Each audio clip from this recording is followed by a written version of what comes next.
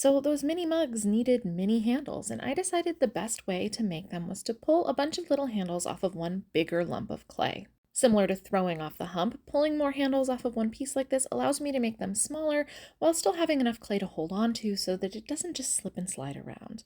It is fairly difficult to get the clay as thin and as narrow as I would like without having it rip, so I did end up a few times needing to kind of start over, and that's okay. That's why I ended up with way more clay than I originally needed, and I made them a little bit longer so I could cut them shorter if I wanted.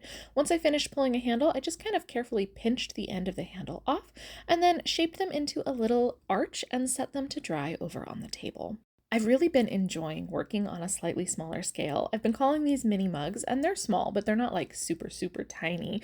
They're still going to be usable when I'm finished, so I don't know, maybe it's not quite the right term, but I'm really enjoying the process. It's fun to try to shrink down all my ideas and get them to fit in this teeny tiny box. It's the same with making things that are way bigger. It's another way to stretch your skill set, and it's been really fun to try to practice all of the things I normally do, but on a much smaller scale, and maybe I'll have to make some even smaller minis, which I have done before and really enjoyed doing, so maybe I'll have to make some doll size minis.